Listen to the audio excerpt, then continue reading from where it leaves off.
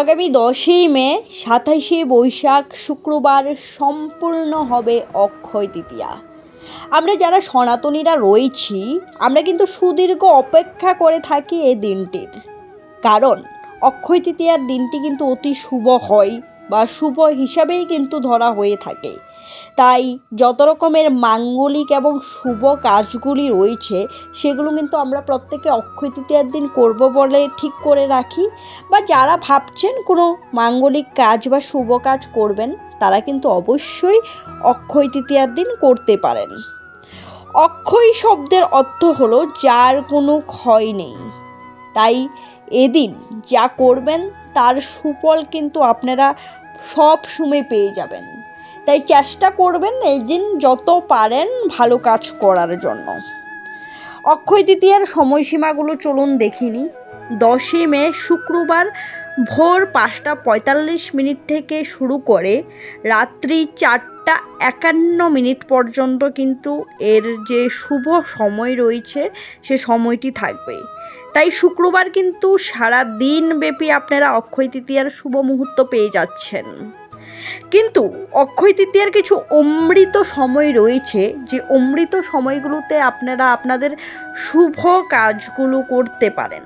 চলুন দেখিনি অক্ষয় তৃতীয়ার শুভ সময়গুলো কখন, অক্ষয় সময়গুলো কখন, অমৃত সময়গুলো কখন।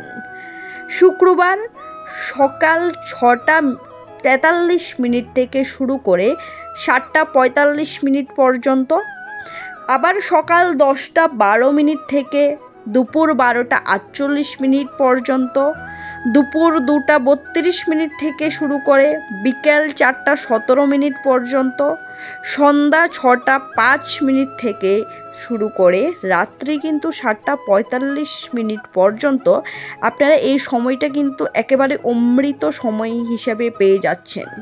এই অমৃত যোগের সময়ের মধ্যে আপনি অক্ষয় তৃতীয়ার যাবতীয় যে মাঙ্গলিক কাজগুলো রয়েছে সেগুলো কিন্তু সে সময় সম্পূর্ণ করতে পারেন। সে সময় সম্পৃক্ত করলে কিন্তু অতি শুভ লাভ পাবেন। অক্ষয় তৃতীয়ার সব থেকে শুভ কাজ হলো গিয়ে স্নান আর দান করা। এদিন সম্ভব হলে আপনারা গঙ্গায় গিয়ে স্নান করুন। যদি গঙ্গায় না যেতে পারেন তাহলে স্নানের জলে সামান্য গঙ্গার জল মিশিয়ে স্নান করতে পারেন। এদিন সম্ভব হলে দুস্থ মানুষদের দান করুন, অবশ্যই সাথে জল দান করবেন। এবং যখনই আপনি শস্য হিসাবে কিছু দান করতে চাইবেন অবশ্যই যে শস্যটি রয়েছে সেটি দান করবেন। অক্ষয় তৃতীয়ার দিন চেষ্টা করবেন আপনার ইষ্টদেবকে পূজা নিবেদন করার জন্য, এবং সাথে লক্ষ্মী এবং গণেশের পূজা করতে পারলে অতি শুভ ফলাফল আপনারা কিন্তু লাভ করবেন। এদিন অবশ্যই বাড়ির যে সদর দরজা রয়েছে সে দরজায় আম পাতা এবং ফুলের মালা লাগানোর চেষ্টা করবেন যদি পারেন।